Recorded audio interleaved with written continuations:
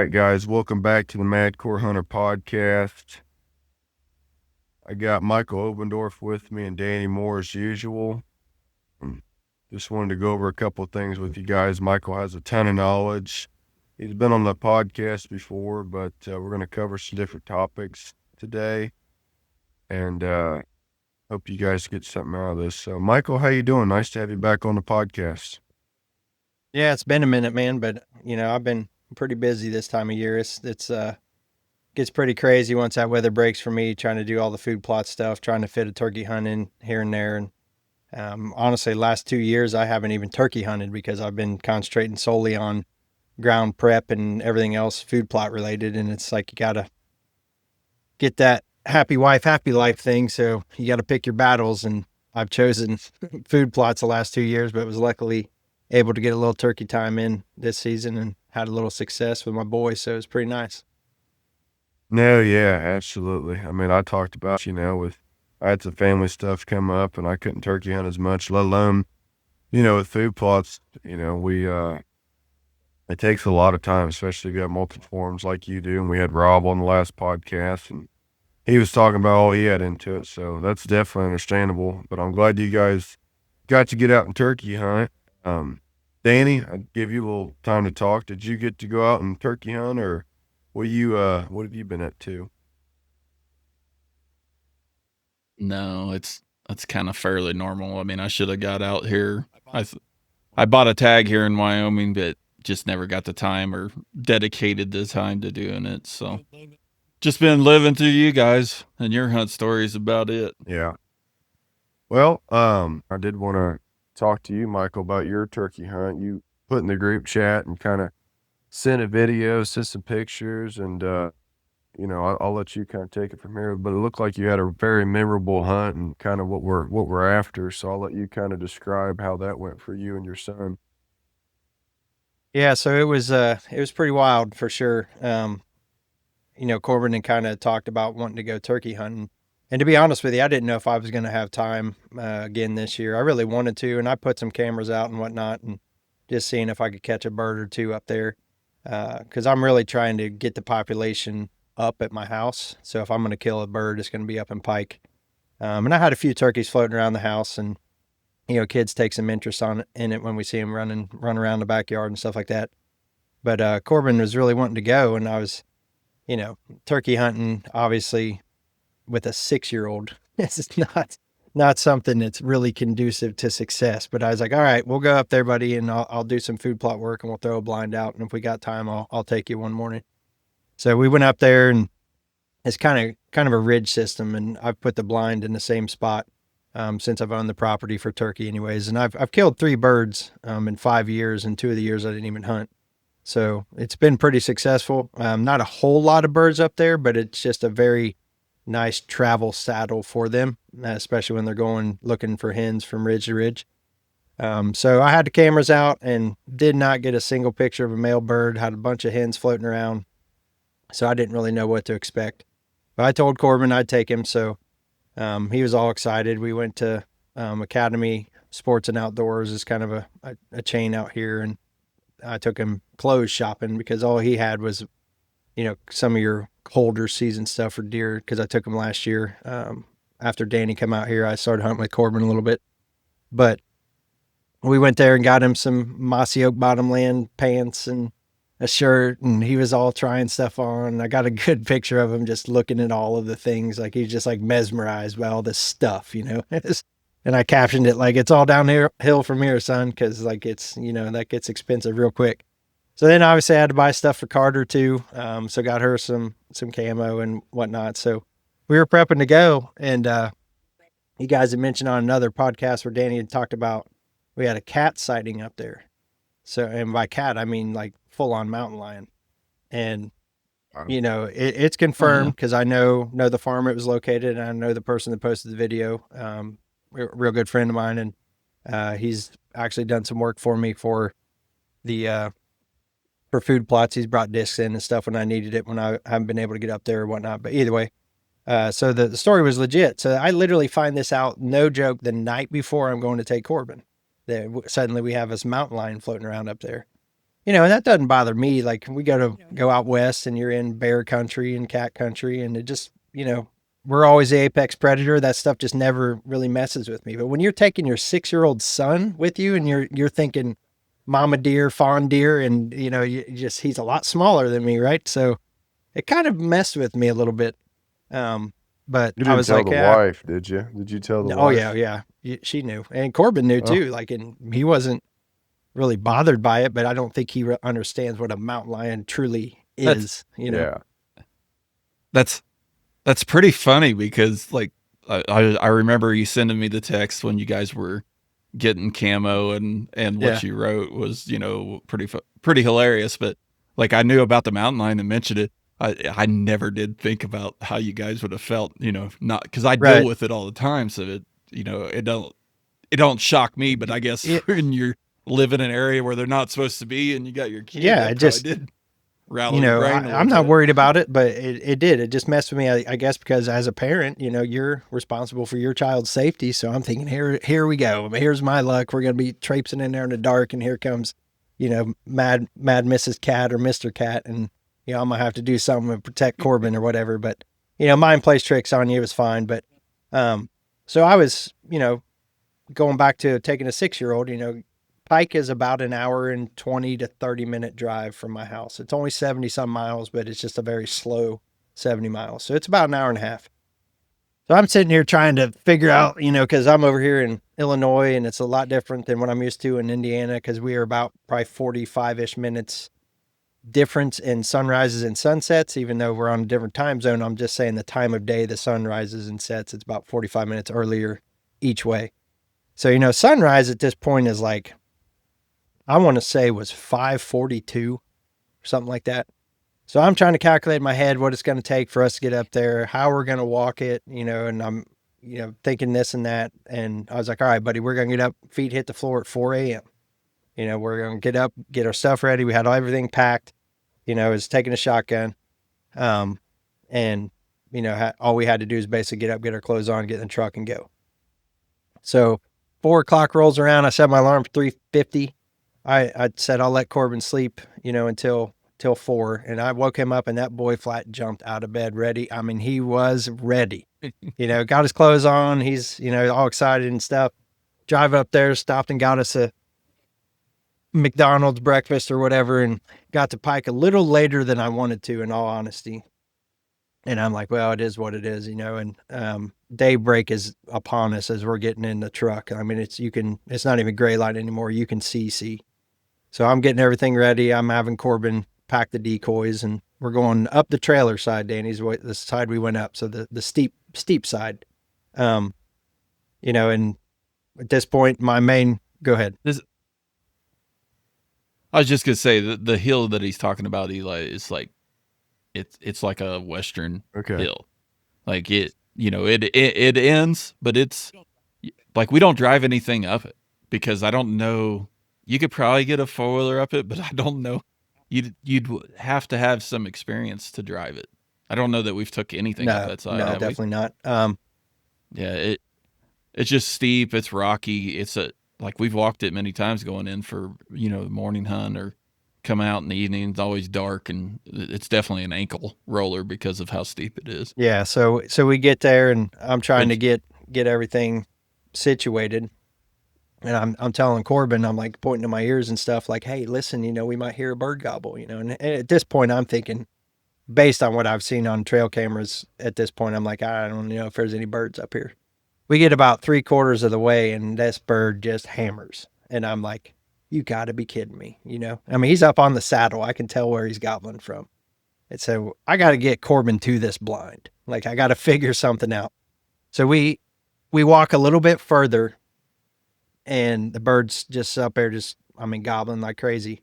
And I think we actually heard multiple birds, and I can confirm that, or at least there's multiple birds in the area because I got a trail cam picture after I killed with him of a really nice tom. I sent you guys that photo, but either way, so I'm sitting up there, and we're probably 20 yards or so from the ladder stand at the top of the hill. And this bird is just hammering. And he can't be 25, 30 yards from blind at this point. And we're kind of on the haven't rolled over or crested over the ridge yet. So we're on this downside and the bird's up here, right? So he's above us. And I'm sitting here thinking, man, can I get Corbin in a face mask, some gloves on, and get us against a blowdown over here and try to let out some calls? Should I try to get to the blind or whatever? And I told Corbin, I was like, hey, buddy, you just sit right here. Do not move. I'm going to, belly crawl up here and I'm going to see if I can get eyes on this bird and figure out where he's at. So I crawled through all that stuff. And as soon as I crested the top of that hill, like that bird periscoped that head and started looking around. And I was like, damn it, there he is. All right. So I come back to Corbin. I said, we're going to give him about 10 minutes and let him hopefully get out of here. He's probably going to go towards the creek, pond area, whatever, and we'll see if we can call him back up. So that was a decision I made. Looking back, I guess it worked out, but I probably should have maybe tried to just call right then and kill him. But I got us to the blind. And Corbin did very well. Like he hunted with me last deer season. He knows about the being quiet and all the things like that. And I kind of teach him animals, like their senses. I was like, turkey they can hear really good. They can't smell. If they could, you'd never kill one. They can see you absolutely breathing, like do not move. So he knows like to be still and all that. So we got in the blind and I finally decided I was going to start calling a little bit, and I let out a couple soft, clucks and purrs and whatnot. Didn't get an answer. About 10, 15 minutes go by and I did another sequence and the bird answered down the bottom. I was like, you got to be kidding me. And then I did more or less a yelp sequence that I always try. I call it the committing sequence, and that bird double gobbled. And I was like, Corbin, he's coming. Because I knew the bird was coming. And Corbin's like, well, where's he going to come from? I was like, buddy, he's going to walk right in front of this blind. And like 5 minutes later, here comes this bird in full strut. I'm not even joking, 8 yards in front of the blind. And boom, game over. But, Corbin probably thinks it's way too easy, but it couldn't have been any, I guess, better sequence of events for that hunt. But the first time I ever took him deer hunting, we shot a deer with a bow. First time I took him turkey hunting, we killed the turkey. But so he's probably getting a whole different perspective than what hunting really is. But no, it was awesome, man. He was so excited. I filmed him afterwards, asked him what his favorite part of the whole hunt was. And he just said being with my dad. So that made my day. I mean, we shot a Jake. I don't really care. It was his first hunt. Normally I wouldn't shoot a Jake, but to be honest with you, I didn't even know it was a Jake until after the bird was dead, because I couldn't see but basically probably the top third of the bird because of how close he was to the blind. And I was just focused on him in full strut walking by. So I didn't see the not full fan, cause he was coming broadside more or less right across the windows, heading to the decoy setup. And yeah, I shot him at 8 yards. We were hunting with a 20 gauge and using TSS, but you shoot a bird that close, it's like shooting a rifle. Your wad doesn't even have time to open That's at what I all. was getting ready to say. 8 rolled yards is that honestly bird. a Oh, tougher it was- shot than a 40-yard shot. Yeah, He did really good. Yeah, it rolled the bird, and I was definitely held low because I wanted to make sure if, I was going to at least hit neck. I needed to knock the bird down more or less. But yeah, it was great. So we got the bird out of there, and I brought him home, and I helped him, or showed him how to cut one up and breast it out, and got the fan off, and and the little bitty spurs, and it did have a beard. It was probably maybe 4 or 5 inch beard, I don't know, but yeah, it was. Corbin's kind of hooked with it now, because all I've told him, I said, dude, all I care about today, buddy, is if you hear a bird gobble. I don't care if we kill one. I just want you to hear a bird. So, and we probably got, I don't know, 9, 10 gobbles out of that bird, all said and done, from the time we were walking up to him answering our calls and coming in. But that's really awesome that I know I got to talk to you when it happened and everything, and just how excited you were that he got to experience that with you. And I know he was excited. And that's something that everybody should know, that I'm sure a lot of people think of that. But when you take a kid hunting, you want those very first experiences to be very good for them, where they're not getting cold. They're not, if they're getting bored, you go home, all that kind of stuff. But also, I've done the same thing, is I shoot a lesser animal when it comes in so they get to experience a successful hunt. And there's nothing wrong with that at all. Like it's it becomes a great memory for them. They don't care what size No. anything is. I did it on an antelope hunt. I took Leighton the first time I ever had him with me, and the first animal that come in was a buck, and I looked at him. I was like, "You want me to shoot it?" He said, "Yeah." I was like, I did not care. I even messed up. I was filming and had the camera on that antelope perfect. And I'm thinking, I got Leighton with me the first time. I'm going to film this. I double clicked to record, didn't even get it on camera shooting the thing, but we got to watch it go down.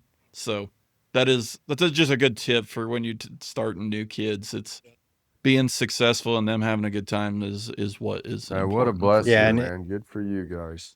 Really.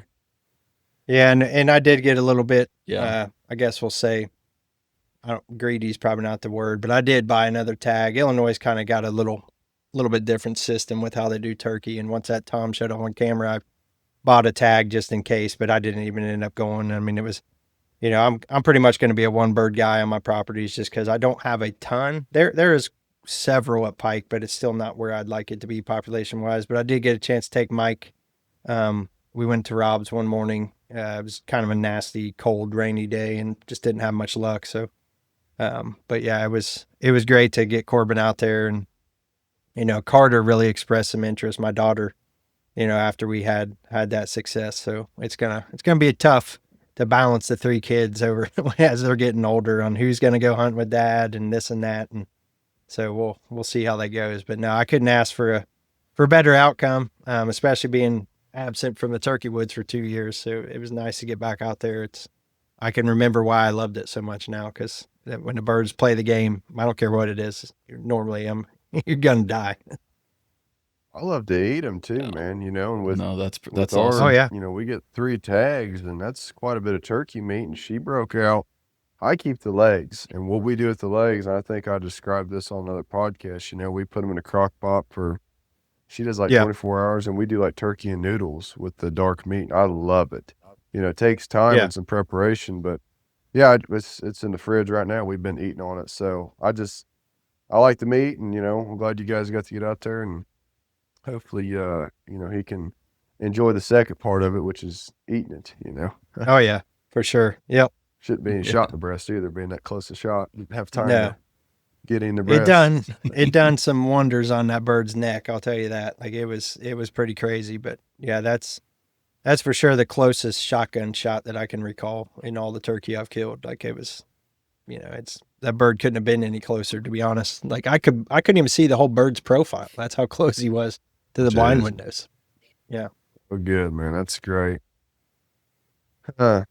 Well, yeah, I did want to get with Danny. You're setting up a new bow, Danny. So I know with Michael's expertise, you had a couple questions for him, and I've even got questions too, because I've switched a couple things up, and I was out doing some tuning and this and that, but I did kind of want to get into a little bit of, for those guys, this is probably, a good time of year. Guys are looking at, hey, they bought a new bow and they're setting it up, or maybe they've already set it up, but it's a I think when Hoyt or Matthews or whoever drops a bow, it's usually in the spring when you buy it, and everybody's just now getting done with turkey season and probably getting out in the yard and shooting more. So I think it's a good time to go over kind of your setup process, tuning process. And I know, Danny, you've got some questions, so I'll kind of let you describe what you have going on, and we'll just kind of piggyback off each other. Yeah. Earlier this year, Matthews, I guess in November, come out with their long draw for the lift, and it kind of seems like that's been their normal now. Is when they drop a new bow, the next year they'll drop the longer version. And with my draw length being as long as it is, I can't really comfortably shoot the shorter bows. So anyway, I got a Matthews Lift XD, and I finally have all the different stuff I'm putting on it and my arrow setups. I did order some different vanes I'm going to try. I got a couple dozen arrows. I'm going to set up some with the tack vanes, and then I think they were the Arrow Razor 26 I was going to try. Arrow Light Razor, I believe is what they're called. But that was one of the reasons getting Michael on here is just kind of wanted him to go through, because he's my go-to for I've got all the equipment to set up a bow, but my knowledge comes from Michael. Like, I don't have expertise in that, but I can do the work, if somebody explains it to me. And there's a lot of videos out there. I mean, I listened to a lot of Dudley for certain things, but when it comes down to it, I'm just on the phone with Michael and he walks me through it because he does it all the time. So I guess my question is, Michael, I wanted you to kind of just go through the steps on how you would suggest that I go through setting up once I have my sight adjusted and everything on the bow and got all my third axis and second axis and all that stuff set. Where would I start? What would be the first thing you would want me to do? Yeah. So, I mean, I'm assuming you're probably going to be running the factory Matthews strings for now. Is that what you got? I noticed when you sent me the picture, you might have ordered them that way, but I think they were flow orange. But are those the new match strings or? Yeah, they're the factory. What came with the order. Anytime I get the one other thing that I wanted to mention that I don't think I've told you is, so I think with Matthews, like if you order like 70-pound limbs, they come at 65 pounds. Is that correct? No, like 5 pounds? Well, yes. So for your Lift XD, they're probably the 75-pound mods are 70 pounds and the 80-pound mods are 75. I'd have to look that up, but yes, there is certain models that switch weight didn't get the full, mod rating. So you might be 5 pounds off.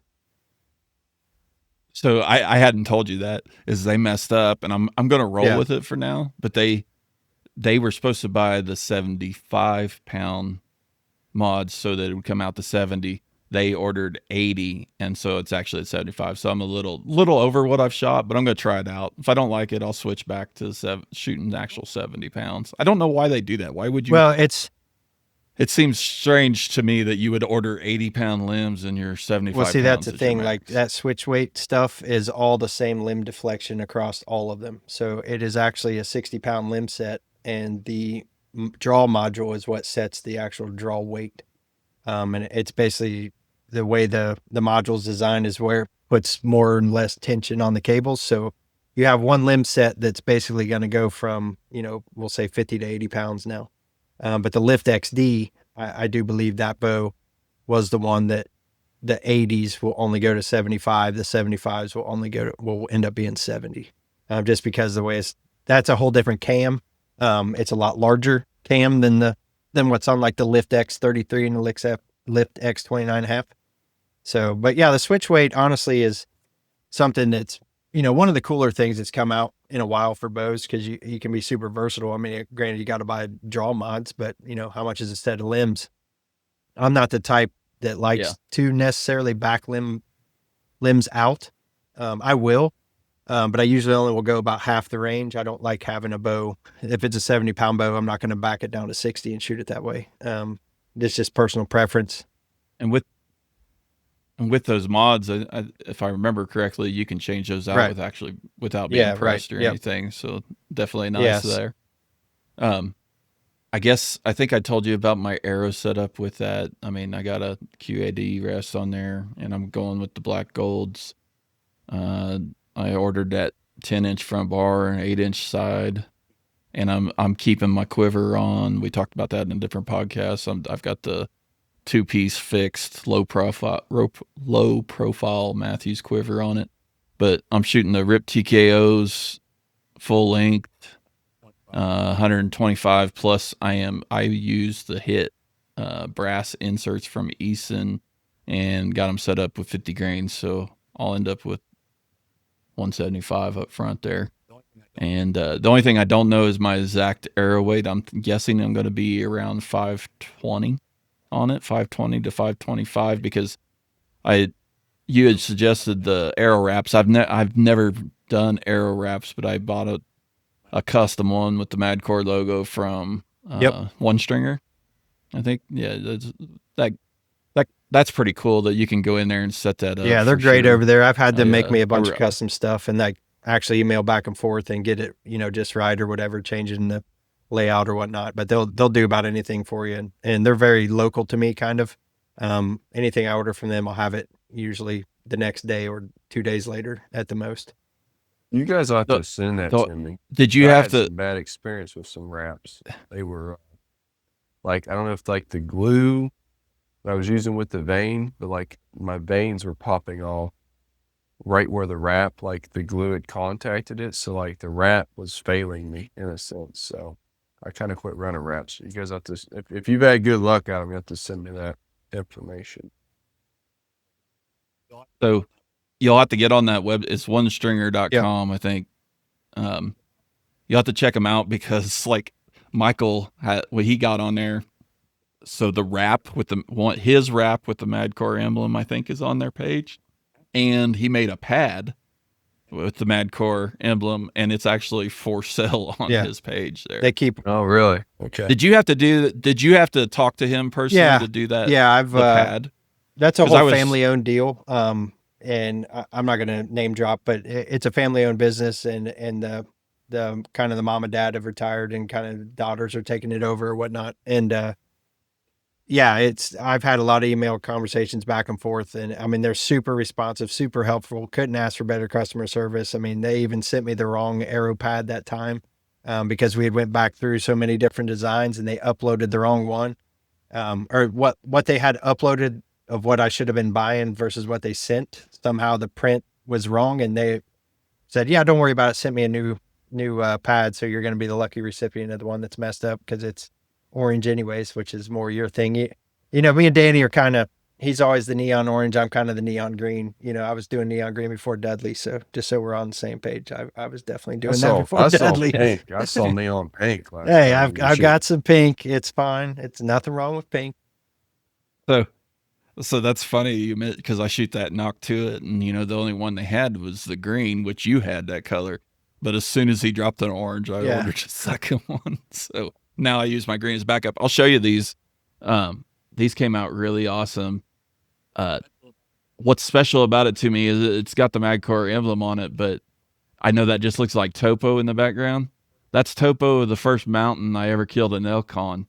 So it's like I actually printed that off of Onyx is how I did that picture. And it's the mountain where I, killed my first elk when I was 20 years old. So that's pretty cool. Yeah, it's a very popular company. A lot of people use them, and you can do all kinds of stuff. They got stabilizer wraps. So if you've got like carbon bars or whatever, you can get a wrap to basically, you're just going to take the circumference measurement and whatever length of the bar you need between your, if there's metal on it or whatever, you can get that dimension, and they'll cut it. And it's like a different type of vinyl. It's super cool. I've used it on some stabilizers. They got arrow wraps, all kinds of different things, the wrap pads. So, but yeah, so onestringer.com is where it is.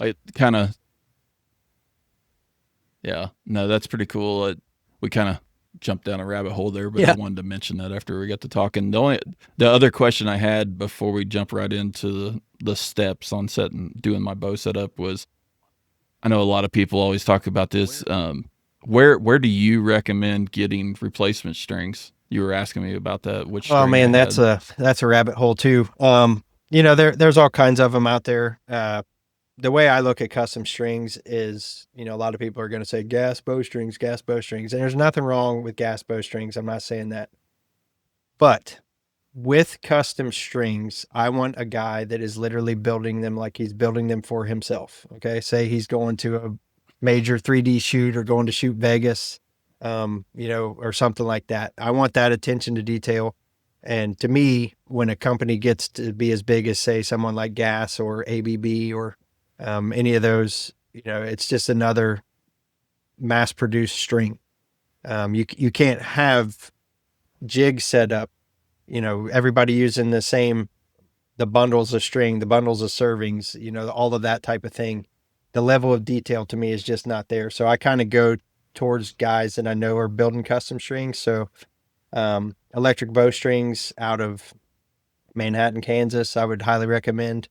For me personally, these guys are only going to build strings for people they know or have, already set up with dealers and stuff like that. So they're not going to be doing a ton of string builds, but they'll do, I've been with them for long enough that they're going to do stuff for me, or I use, Joe Redding out in, he's actually based in Missouri, but he does Show Me Strings, which he's actually, kind of partners with a lead or whatnot, but he does a really good job too. But again, it's that level of detail where, he's going to be building a few hundred sets, not thousands upon thousands of sets of bowstrings. So I would highly recommend either one of them. We could talk offline on that stuff. Cause like I said, I don't want to say one is better than the other. I have some opinions and some intel on them, but yeah, I've had very good luck with either one of those. But again, I don't ever typically run any of your mainstream. You would never see a set of gas bowstrings on my bow. I just wouldn't do it. I mean, that's just me. Not saying they're bad strings, not knocking them at all. That's not the level of string I'm after. It's just not. Because I can tell. Yeah, Go ahead. I think I've shot a couple of gas bowstrings, and they performed okay, but I'm not as critical as you are either. I'm not shooting as much as you are. I can't remember. I know you had me. I feel like I ordered one from another company one time, but you may have moved on from using those guys too. Catfish Customs, at some point. probably who it was. Yeah, Oh, Mike makes good strings. No issues with his strings either. But like I said, I want to find the guy that does build custom strings, but has a volume limit to where he's not so overwhelmed. It's just another mass produced string. That's kind of what I look for. So I jump around a little bit, kind of test the waters, but I've had really good luck with Joe or Jim strings, either one. They're both very, very good strings, and they got good customer service. And, Joe's really close to me proximity wise. So if I haven't ever had an issue, he would take care of it quickly. But, the problem with today's factory strings, again, it's another mass produced string, but what you run into is it seems like it's just been, the level, and they're trying to market it more. Hoyt's got the new, WRX strings or whatever, the Wireworks, and you got Matthews with the new match strings, but it's no different than when they did their normal strings in the Zebras. Like it's a marketing thing. And I'm not saying they're not trying to put a little more effort into it, because I think Matthews was kind of getting tired of everybody buying a bow and then going and throwing custom strings on it. So they wanted to hey, let's go after this and try to market a better string. And at this point, I don't have any experience with the match strings, because I've kind of shied away from Matthews the last couple of years, just for the simple fact that they have widely had some limb issues, starting with the lift. I mean, that's no secret. They've definitely had some problems. Supposedly the new Arc 7 technology and stuff that they have in the new Lift X is, better, not as prone to splintering like the Lift was. We'll see. Now's the time everybody's going to start shooting. So if it's still the same, you're going to start seeing it in June, July, August, as everybody starts shooting their bows. But I think their strings, or anybody's strings for that matter, the problem that I've run into, and it's been this way for several years, is peep rotation during the draw cycle. And I'm not talking that your peep is not square at brace or whatever. I'm talking you can have the peep literally sitting there at, say, the 3 o'clock position. If you're looking straight on the string, a peep starts out like this, and as you draw the bow back, it starts turning while you draw the bow. And I think that happens a lot more for longer draw lengths than shorter. And that's a layup issue with how they built the string to begin with. So that's why I wouldn't even, remotely think about putting a peep into a bow unless on a factory string set, unless I put a couple 250, 300 shots on it, because eventually that will go out as all the bundle tension underneath the serving and all that stuff equalizes. It will finally quit doing that, but it may take, it took my Hoyt, my RX-8, I bet well into the north of 1,200 to 1,500 shots to finally quit moving, no matter what I did. And I would add twists to the bottom, take twists out of the top, anything I could do to try to get this string to actually settle down. It just wouldn't react to it. And then finally one day it just stopped. So that's a build process issue. That's building thousands of strings, and that's where your attention to detail comes in. I look at strings as, one of the most important things on a bow. for the simple fact that, you're going to be in and out of climate changes, might get wet, might get dry. You need a string that's going to be stable. Nothing worse than tuning a bow and then something stretches and moves and you either lose draw weight, which is going to throw your, your sight tape off downrange, at yardage. We're not talking 0 to 40, but you start getting 60, 70, 80 yards, you lose 3 or 4 pounds of draw weight because something moved. That's a big deal.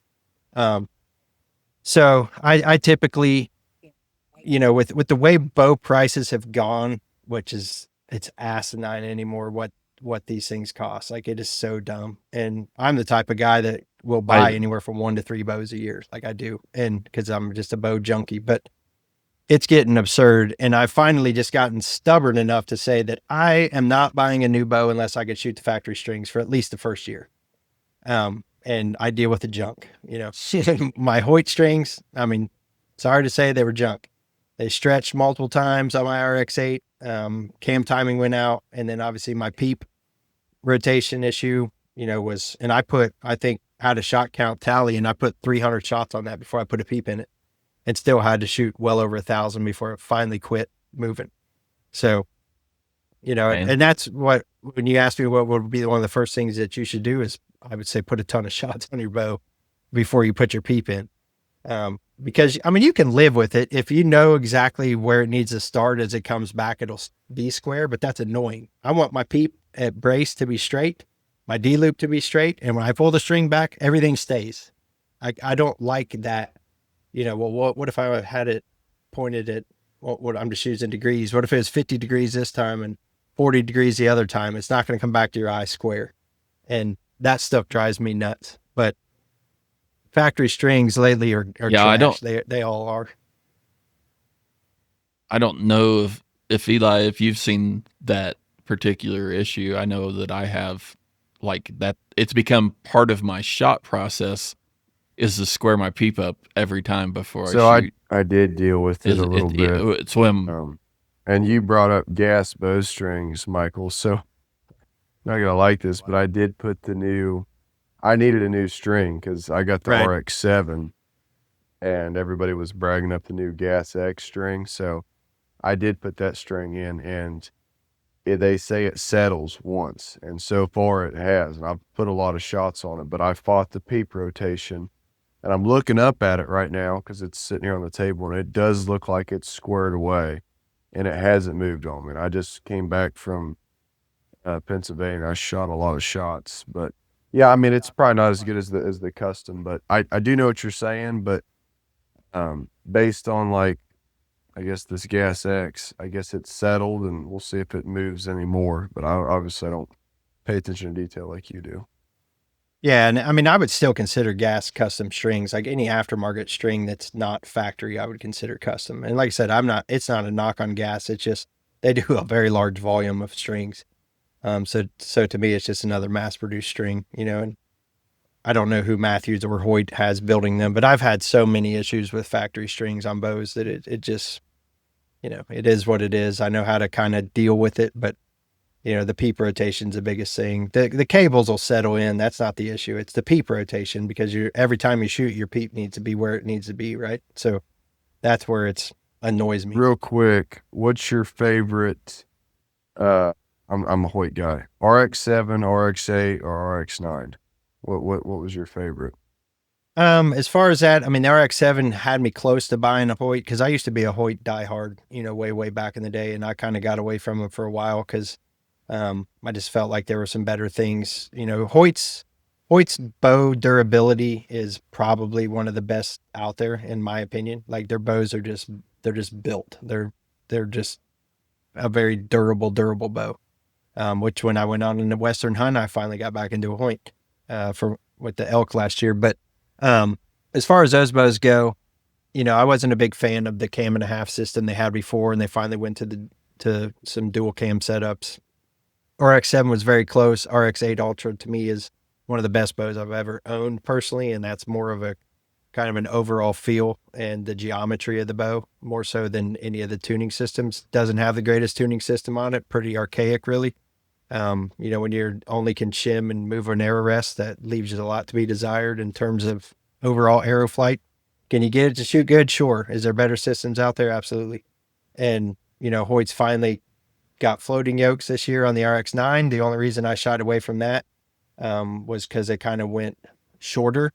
And I wouldn't necessarily ever want to judge a bow on paper without shooting it, because limb deflections, the way the limb pockets are angled, all that stuff can change how a bow feels at full draw as far as string angle goes, which is a huge thing to me.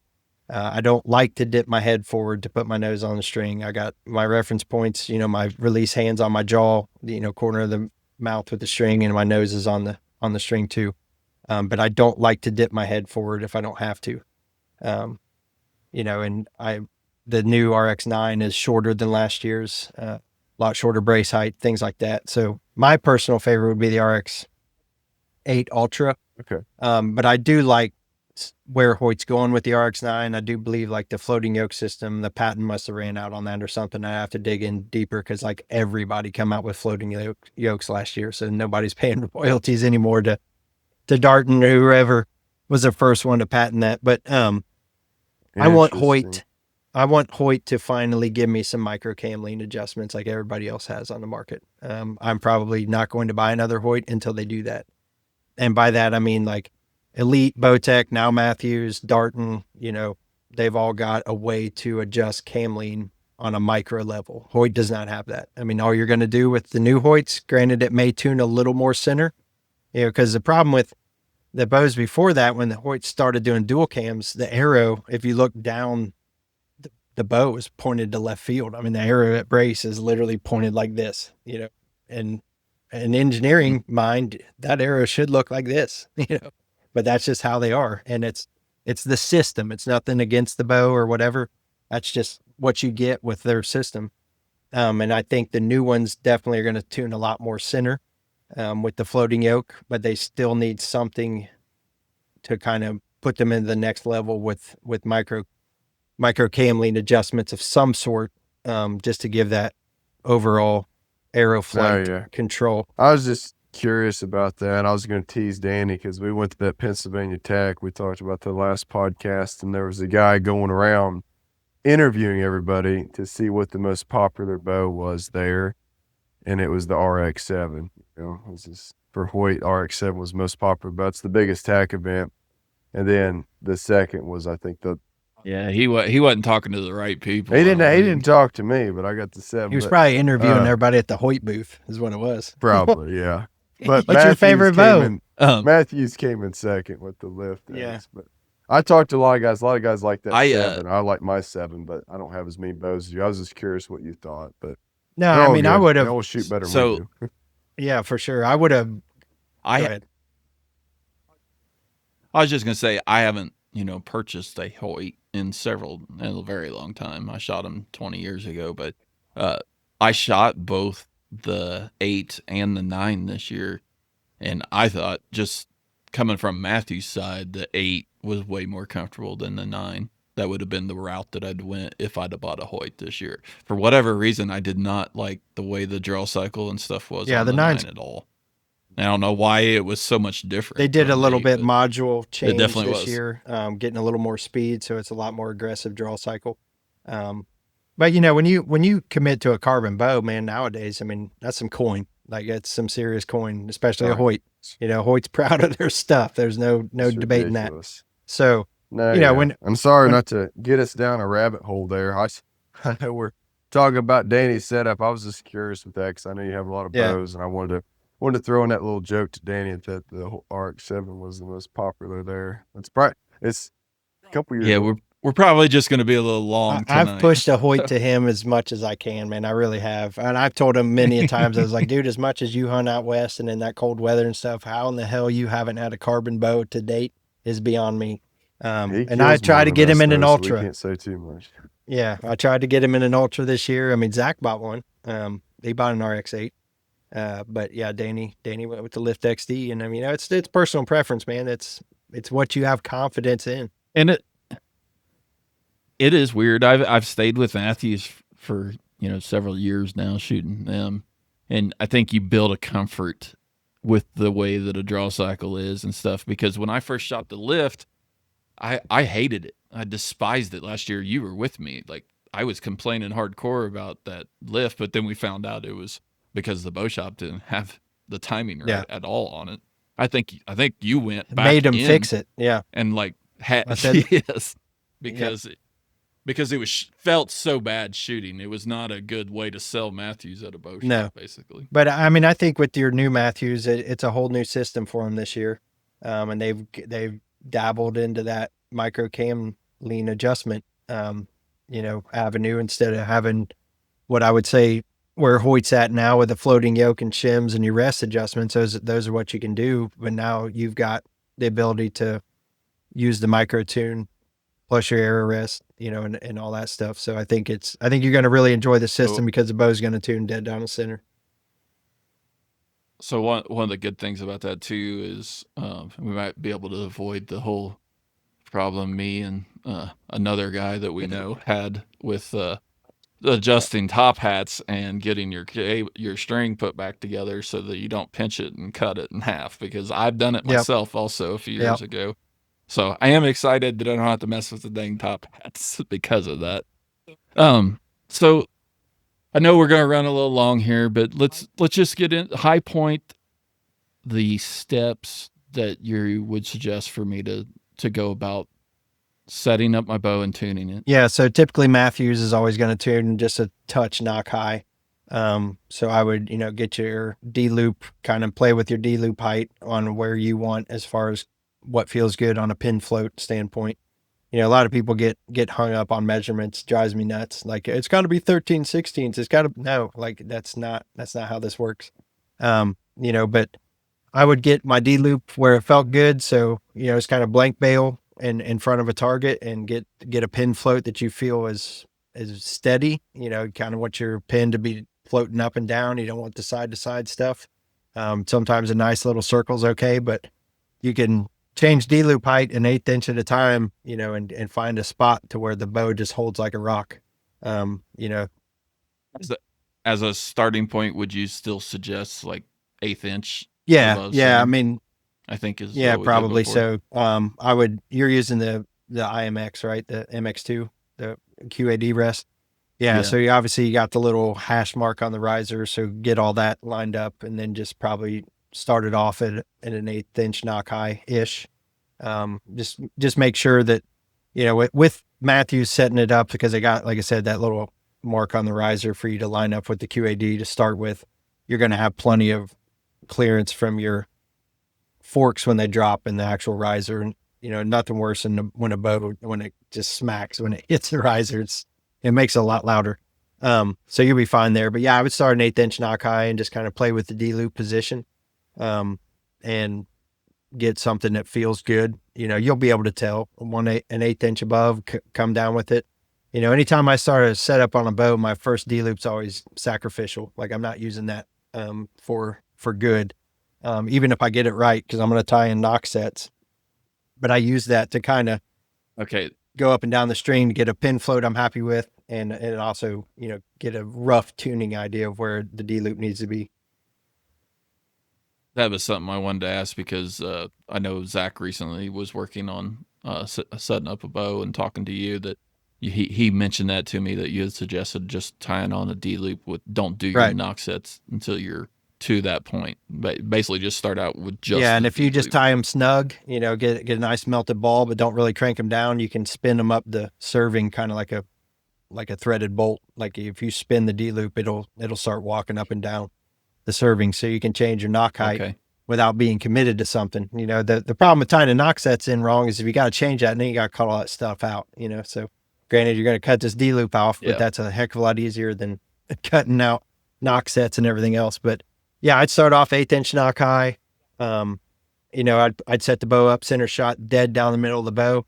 Don't get hung up on a measurement, whether it's 7/8, 13/16, don't matter. Literally get above the bow, look down your limb pockets, down your stabilizer, and put the arrow in the dead center. Other way to do it would be to measure on the front, middle, and back half of the riser to the middle of your arrow, and make sure all those measurements are the same. More than likely, it's going to fall right between 3/4 and 13/16. Again, the number doesn't matter. Just center the bow up parallel to the riser. And then any of your horizontal issues, you're going to use their new system on the back of the limb that's going to kind of micro adjust your cam lean. So once your rest is set, you never touch it. So you're going to use the actual lean on the top and bottom cams to control the aero flight from that point on. But once we got the D loop on, at that point, you're going to start wanting to paper tune. Yeah. I mean, like I said, at the beginning, since you are with their factory strings, just the shot count's huge. But yeah, you could start paper tuning, but until you're getting comfortable with anchors, making sure, you're not going to have a peep at that point, but just getting anchor and kind of a feel for a pin float, and, make sure your cams are timed, keep an eye on those, as they'll probably stretch, a little bit during your initial shoot in. But yeah, you can start paper tuning whenever you want to, really. But I'd get a good, 40, 50 shots going before I started making crazy adjustments. I mean, I've yet to tune one of these bows, but I'm sure it's stupid simple. The new system's pretty cool. I do like it, for sure. A lot better than the top hats. Not that there was any issues with the top hats. They did have 3 sizes. That Hoyt finally came out with a set of red shims so that you could have 3 sizes to work with. But the problem with that, before, the difference here is you're only as good as the limb deflections on the bow, the shim configuration you can come up with, and then you got to make up the difference in your rest adjustments. So I want a bow, and the industry kind of went away from this for a while, and I never understood why, but a bow should tune dead down the middle of the bow. Like, and there is structural rigidity and riser designs, and there's flex and risers and all kinds of things come into play in that. But overall, for forgiveness, I want a bow that tunes dead center. Like, and my Ultra does not. I mean, it's not a knock on Hoyt. It's just a fact. It does not tune dead center. And if you did get it to tune there, which I know guys do, you're going to lose half of your scope housing because you're so far over that now your scope is like hidden behind the riser at full draw. You can't see the whole scope ring. It's going to be off to the right some. But yeah, no, Matthews really did do good work here, and I'm sure Hoyt will follow suit because they're not going to have Matthews have a system like this. Bowtech kind of really started it with the whole deadlock, and being able to kind of shift your cam position in a micro level increments or whatever. But yeah, I think you're going to really love this because it's going to be super easy. Aside from maybe putting some twists in the cables to get your timing right on your cams, or to eventually maybe to line the peep down the road. That's going to be the only thing you're going to need to press the bow for. Everything else is literally going to be an Allen wrench, and you're going to treat it like paper when you're broadhead tuning, and you're going to adjust everything on the back end of those limbs, and all that's going to do is shift how the cam is leaning at full draw, and it's a really cool system. I'll give it to them. That it's cool. I think you mentioned this to me before that, once I have my rest set up, I really shouldn't be making hardly any adjustments whatsoever in the tuning process. It should all be in my cams. Yeah, right? that's going to keep you at dead center. So that's what I'm saying. And with Matthew's new system, there is kind of like a little window that's got hash marks on it so that you can see when you make the adjustment how far you moved it one way or the other. And you're trying to basically make the top and bottom cams mirror each other. So whatever you do to the top, you want to do to the bottom, and kind of, keep all that in sync. But yeah, the rest being in the center shot, and again, there's 1,000 ways to tune a bow. I can tune a bow at 7/8, 13/16, 3/4. I can tune it where I want to tune it, but I'm just saying, for forgiveness, you should have it dead down the middle, just because your pivot point of that riser, when it's in your hand, if everything's in the center, that's more forgiveness downrange. That's the whole purpose of that. It's not just, I'm coming up with, oh, it needs to be dead center. No, that's how it should be designed.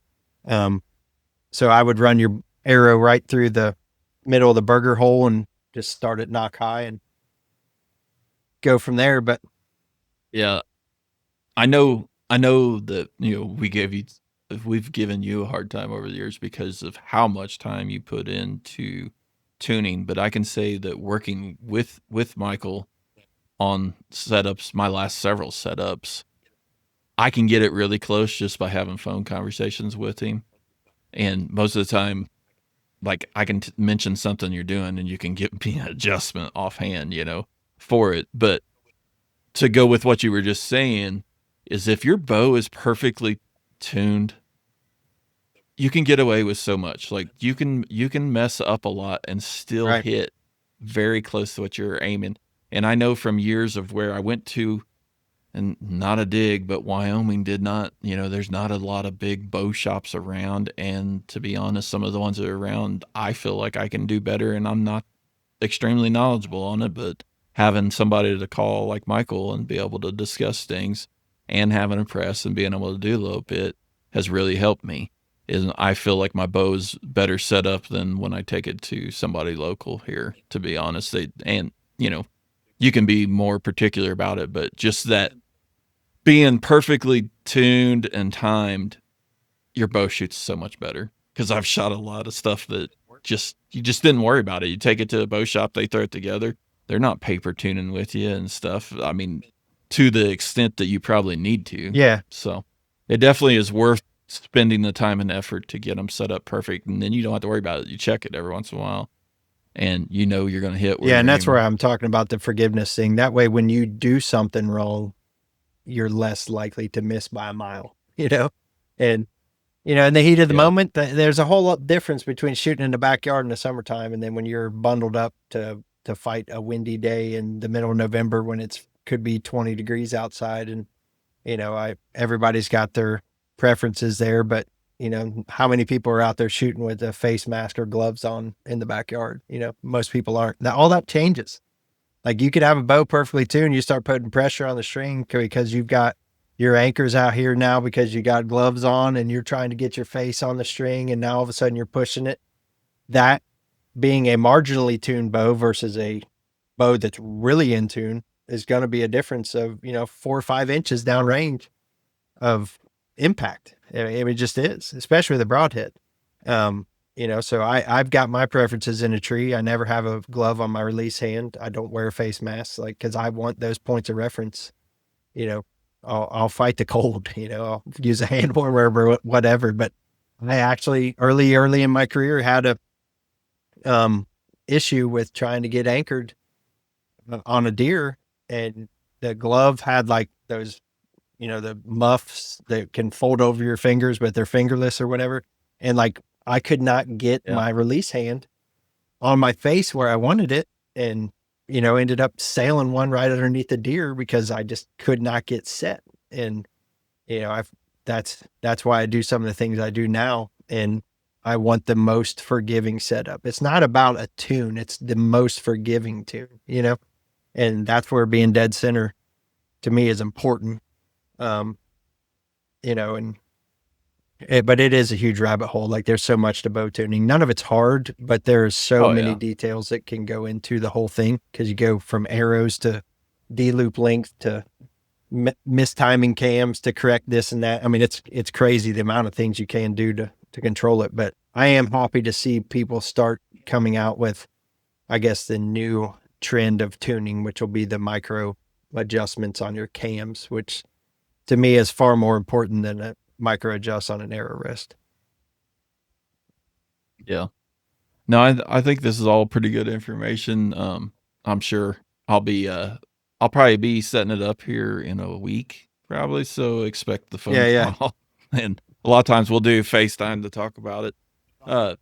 Eli, do you shoot with a face mask? No, and I thought that was funny. I kind of called a guy out once on TikTok. He was bragging. He had like this huge face mask on, like it was all furry, and he was like, showing people like, yeah, this is how I, will shoot and this and that. And I'm like, dude, how do you anchor? Like, there wasn't a way. It was over his nose. Like, I mean, even if he was, like Michael's saying, getting to that center and like lining his peep up with his side housing, you're going to be putting more pressure on your string. So there's a lot to that, but that's something for people to think about. Don't go out there in 20-degree weather and throw all this crap on and expect to shoot a bullet hole, when you put that stuff. I tried I know that I tried when I was younger to shoot a face mask, and I never could like that. You know, I was shooting a kisser back then, and I just could not stand having anything on my face. I'm the same way. Like, I'll wear a light glove during the winter. I mean, it's got to be really cold for me to have a glove on my shooting hand. I don't even do And that's even with a gun. I just don't like gloves hardly at Me all. neither. I'll put it on my bow hand, so that don't freeze when you're hunting in really crappy weather. But it's tough. I mean, I shot a deer one time in -30, and that was one of the, like, I missed the deer on the first shot, and it's because of everything you said. It was blowing snow. There was ice all over my bow. When I drew back, the ice just completely blew off the strings as I was drawing back. The deer's looking at me, and realized that I got so many clothes on, like, I don't get anchored. And luckily, the deer didn't really know what had happened. I was on the ground. I was in 2 foot of snow and shot over this deer. And the deer's looking around at my arrow on the opposite side, trying to figure out what happened. I got reloaded and then smoked her, but just probably from not practicing. If you can imagine what you had to wear in those temperatures, I would have been bundled up more than anything, any other place that Dude, I've hunted. speaking of that, we So, were in Wyoming hunting, and it was the year I got injured, Danny, and this was a while back. You can remember where we were, and there was another guy in camp hunting, and he came back, and it was like one of those real rainy, foggy type days. And he was bragging to me. He's like, "Yeah, I can't see very good, but he's like, I've got this magnifying peep, you know." And he was like, "Yeah, I can shoot, longer range and this and that." And I'm like, "Doesn't that thing fog up on you?" And he hadn't killed you at this site. And he's like, "I don't think so." He draws his bow back. He's like, "I can't see anything out of this stuff." Like, a lot of people just don't think about some of this stuff when you get out there, how it changes. But like, he wasn't shooting crap. ha- have either one of you shot that style peep? I've always been kind of curious. I've never No, done it I'd myself. say as age starts setting in, we may need to have to look at clarifiers and things like that. But no, I've never shot any type of lens or clarifier for that matter. But Yeah, that was something I was wondering about, because I know, like, when Dad and Bill were kind of getting to the point where they were having issues with the bow, that was usually what it came down to, is they couldn't, they were getting to the point where you had to use bifocals to read and everything, and they definitely struggled being able to see the sight picture clear when you're looking at your target and through the peep and everything. It just started getting jumbled up. Because I know I mentioned, I don't know that either one of them tried it, but that was one of the things I'd mentioned, that they have different peeps with different magnifications. It might be worth a try. But you'd think that they wouldn't have that fogging issue, because I know that was one of the worries with the Garmin having that. It's like a glass yeah, material, right? yeah, it's a one Yeah. solid sheet of glass with no airspace between it. But yeah, I've ran a Garmin, it never did fog up. Yeah, I just remember that from when they first come out, listened to some podcasts about it, and that was some of the testing they were doing to make sure that that was never an issue, in Alaska and stuff where it rains all the time. Michael, So, do you do bear shaft tuning or walkback tuning? I kind of do a combination of both, but that's just me. What do you get into that any? Yeah, bear shaft tuning is probably my go-to, just because it's a lot easier on targets than shooting broadheads all the time. I mean, it's the same concept. Your broadheads are going to behave like a bear shaft. So I'll usually bear shaft tune the bow and then just kind of verify it with broadheads at distance. But yeah, as far as walkback tuning, again, I mean, that's everybody has their own, I guess, toolbox of stuff they use, and I don't, say one is wrong or more right than the other or whatever. But with the walkback tuning, and what I'm trying to accomplish with the bow, I want it as centered as I can get it, so that it's really no use to do the walkback, because I want the center shot where it's going to be.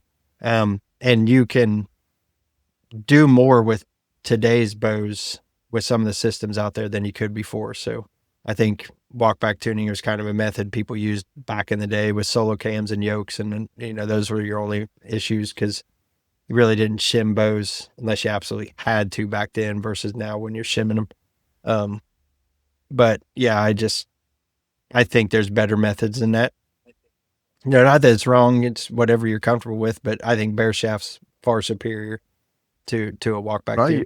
and maybe I'm describing walk back wrong, but I'll bear shaft, 30, 40 yards at the most and get those hitting together. I actually sent you a picture not too long ago, and I got that, but I'll kind of verify it at 100 yards with the fletch. I don't know if that makes sense at all, but it seems like I can tell a lot at 100 yards with it being fletched because, to me, I don't know if that's really a combination or not, but I like the bear shaft the most because that shows you Yeah. truly Right. how that's coming out. And then I'll go back to 100 yards just to kind of verify that, because obviously, I'm sighted in that it's going to fly true over 100 yards period. I don't know if that makes sense, but that's kind of what I just did.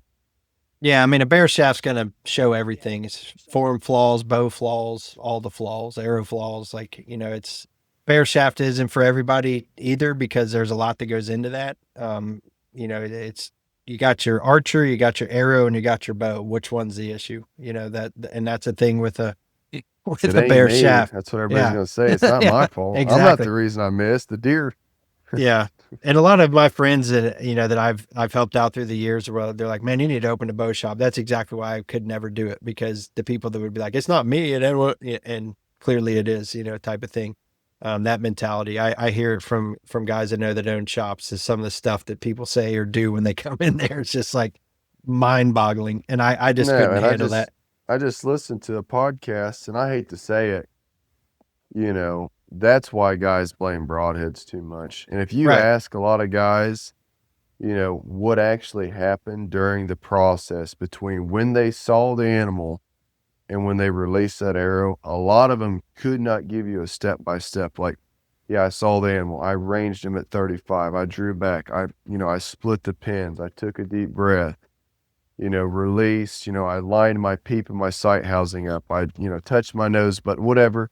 A lot of guys, they get tunnel vision. They just like, I don't know. I saw him. I knew he was big. I put the peep on, I put the pin on him and I pulled the trigger, and it looked like a good shot, and the broadhead didn't perform. That's what you hear a lot. So I know the broadheads, they can't help, like me and Danny just talked about in the last podcast, but like you were saying, it seems like it's never the archer's fault. And I think if you can come to the conclusion that, like, hey, you're not the perfect shot, you're not Gillingham or whoever, you're going to make mistakes. I think the better off you are.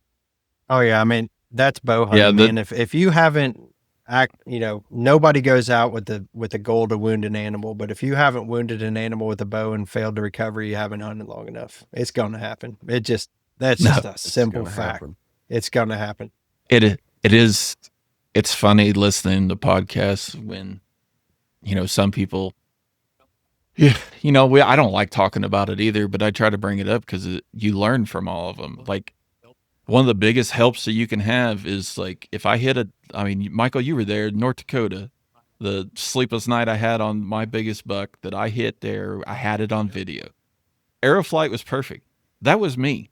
Like, admitting that you did it is way easier than saying it had to be something and you're going to change everything on Yeah. your bow. I mean, we've all been down that road and done it ourselves, but it's easier to admit, hey man, this is figuring out what I did so you don't do it the next time. Because that one's particular. I've got another one on video, and it sucks when you watch it because it's like, God, that's a bad hit. But the amount of information you can learn from what you did in the shot process is going to keep you from hopefully doing it the next time. Yeah, you know? shooting in flat ground in the summer So- is not 20 foot up in a tree at an angle. It's just not. And people got to There's- understand that. The other thing, the pressure of the Or if, situation. I think the best thing, everybody's a rock star by themselves in their backyard, flat ground, like you said, but also just the pressure situation. The best thing you can do, go to your local shoot.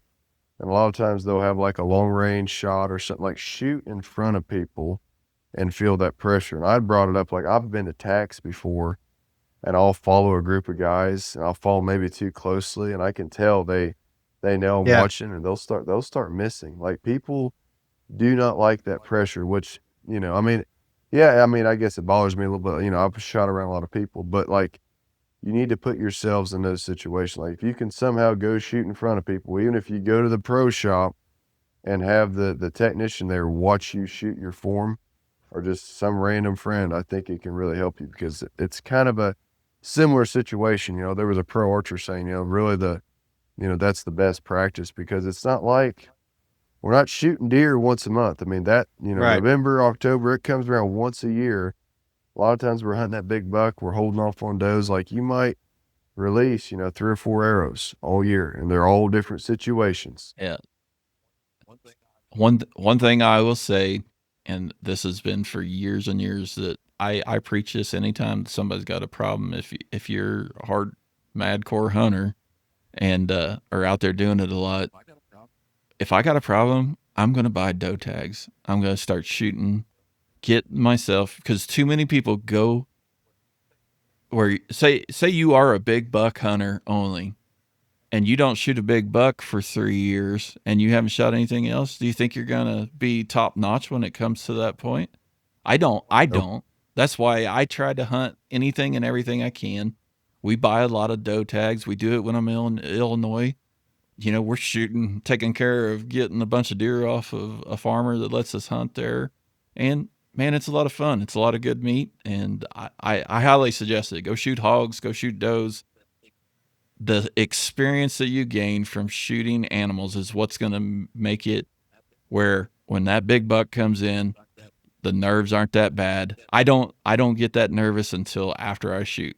I blow up once I shoot, and it can be a doe that sends me in a panic. It's weird, but I am extremely focused at the moment that I'm drawn back and I take that shot. It's not until after I've released that happens, and that seems to be what helps me. Yeah, no, I Good agree. advice. And kind of the 2023 I had, and had to more or less shoot my way out of it. Hadn't missed a deer with a bow in over a decade and missed 2 in a week, 2 bucks. And Yeah. what'd we do? We just started slaughtering doe, and then we took 6 or 7 or 8 doe off of that farmer's place in the 2 seasons we've hunted. And it was just kind of a mental thing. I had a lot of personal life stuff going on at that point, but no excuse. That's not really my excuse for it, but I definitely wasn't in the game mentally at that point. But yeah, I agree. You get in slumps like that, man. Like I struggled with it after I got in Wyoming and had been here for like 10 years, and I couldn't figure out what was going on. Like this is not something I'd struggled with. I grew up shooting a lot of whitetail and stuff, and moved to Wyoming. We always used to do it when there was a lot more antelope than there is right now. Is I always had a couple doe antelope tags, and we always called it, because that season started in August. Those were confidence builders for when an elk came in running in bugling, So, but all great information, guys. I think this was a really good, informative podcast on a little bit, dove into the weeds, but on a setup on a Matthews and stuff. And I mean, you'd do the same steps pretty much with other bows, a little different.